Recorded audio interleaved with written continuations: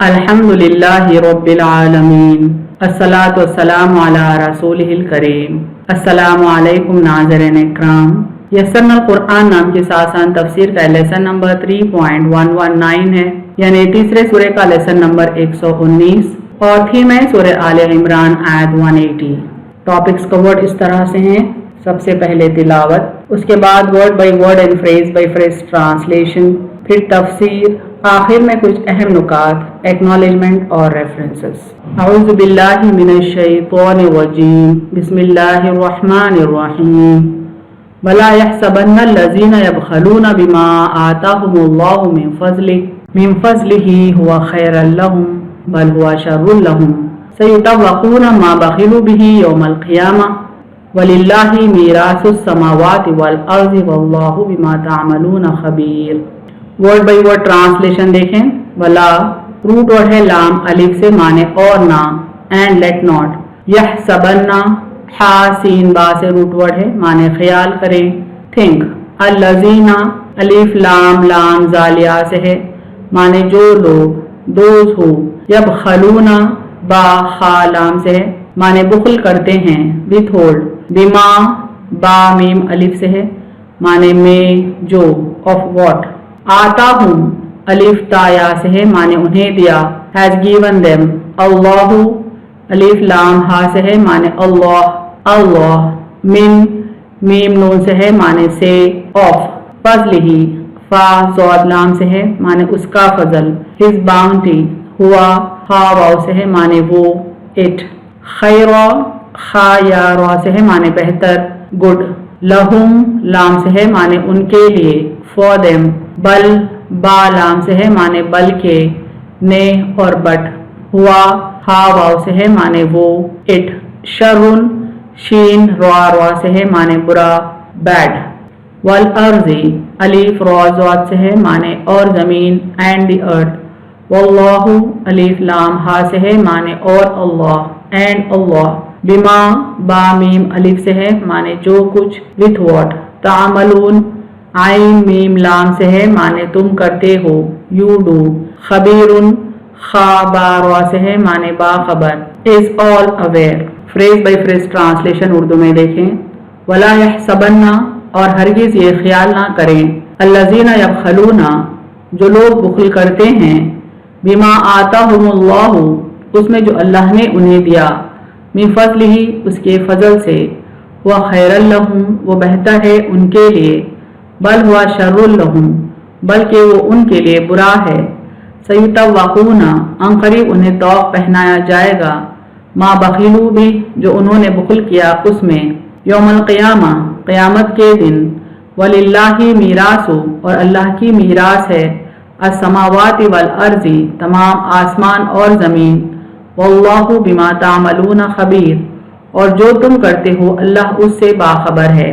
Complete translation देखें। और हरगिज़ ये ख्याल ना करें जो लोग बुखल करते हैं उसमें जो अल्लाह ने उन्हें दिया उसके फजल से, वो बेहतर है उनके लिए बल्कि वो उनके लिए बुरा है। अंकरीब उन्हें तौक़ पहनाया जाएगा जो उन्होंने बुखल किया उसमें क़यामत के दिन, और अल्लाह की मीरास है तमाम आसमान और ज़मीन, और जो तुम करते हो अल्लाह उससे बाखबर है। फ्रेज बाई फ्रेज ट्रांसलेशन देखें इंग्लिश में।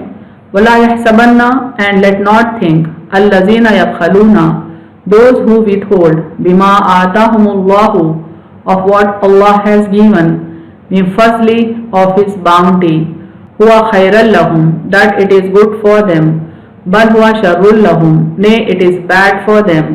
Sayutawaquna soon their necks will be encircled, ma bakhilu bi with what they withheld from it.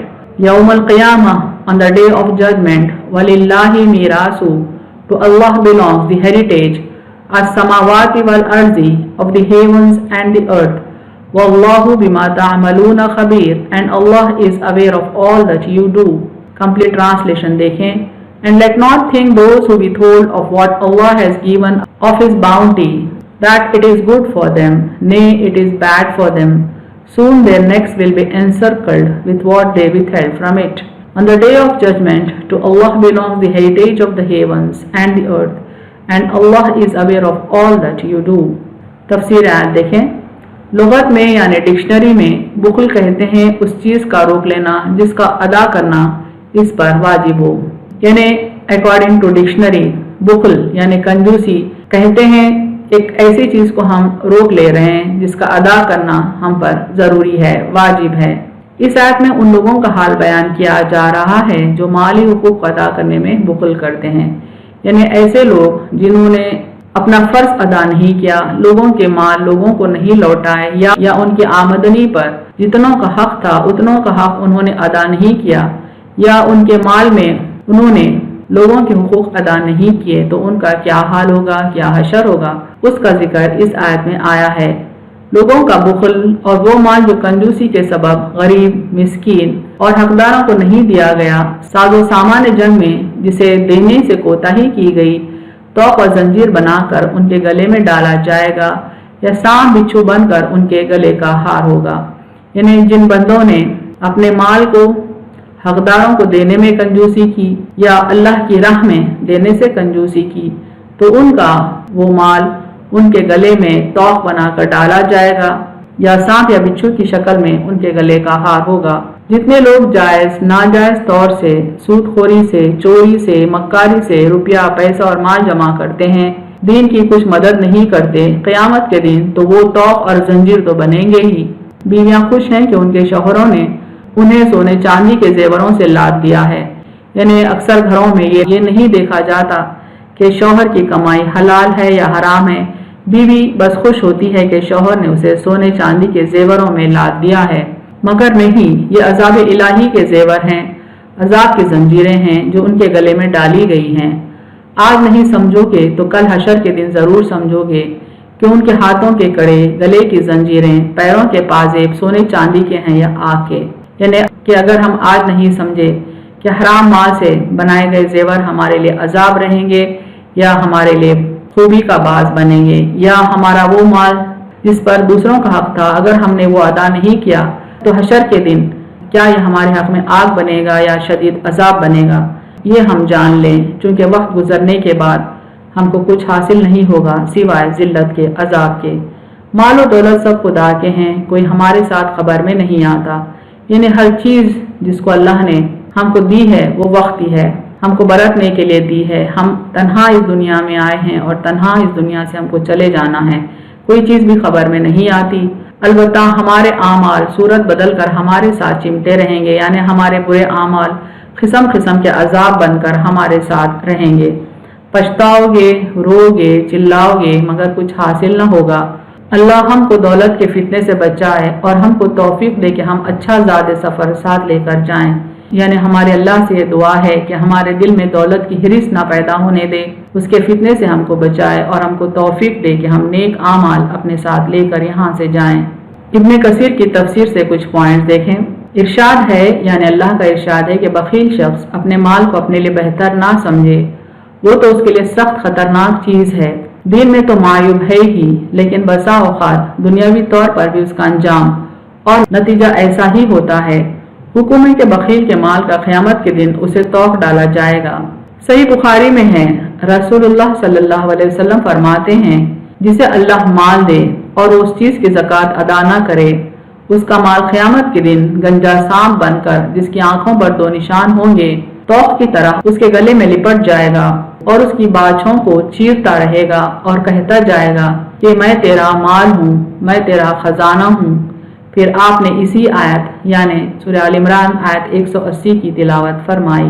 यानी इस हदीस में बताया गया है कि आप सल्लल्लाहु अलैहि वसल्लम ने फरमाया कि जो बंदा अपने माल से ज़कात ना निकाले, यानी जो मिस्कीन और गरीबों का हक होता है वो हक ना अदा करे, तो वो माल क़यामत के दिन उसके लिए अजाब बन जाएगा, एक गंजे सांप की शक्ल में जिसकी आंखों पर दो निशान होंगे और वो तौक की तरह उस मुजरिम के गले में लिपट जाएगा और उसकी बाछों को चीरता रहेगा, यानी उसको तकलीफ पहुंचाता रहेगा और कहता रहेगा कि ये दरअसल मैं तेरा ही माल हूँ। मसनद अहमद के एक हदीस में ये भी है कि भागता फिरेगा और वो सांप उसके पीछे दौड़ेगा, फिर उसे पकड़कर तौक की तरह लिपट जाएगा और काटता रहेगा।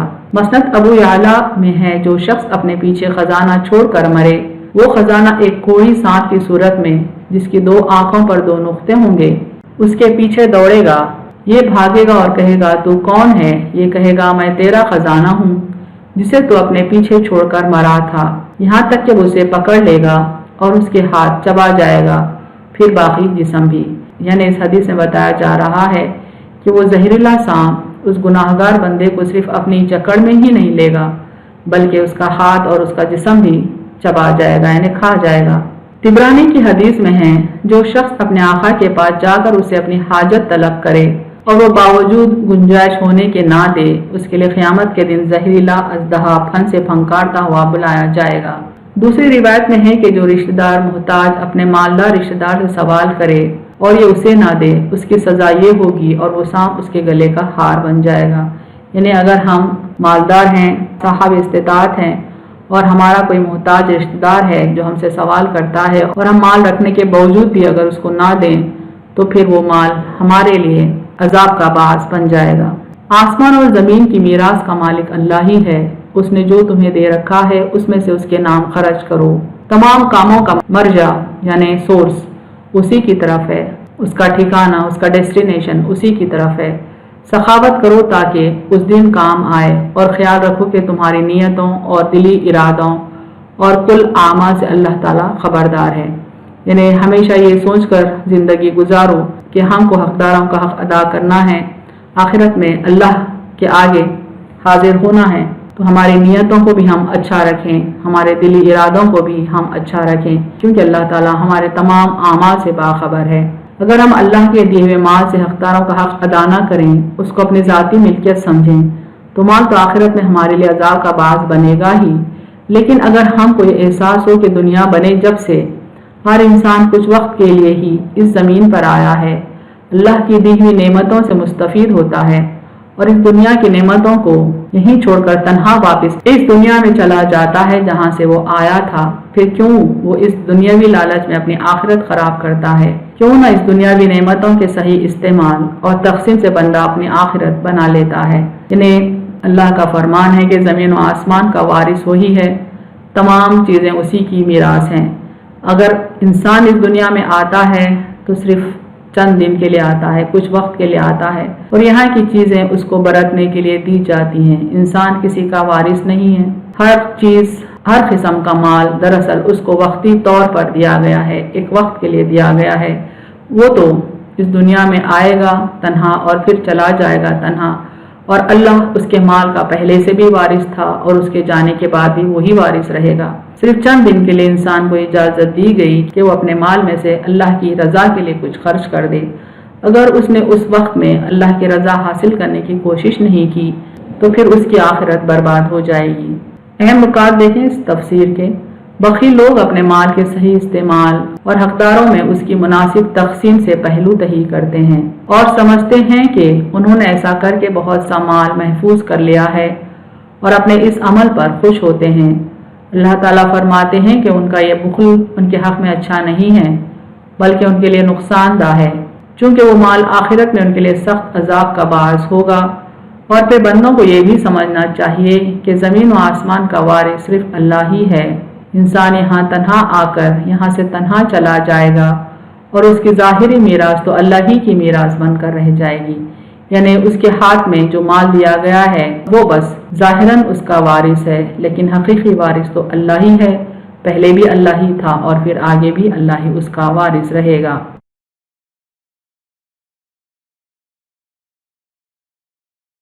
وآخر دعوانا ان الحمد للہ رب العالمین۔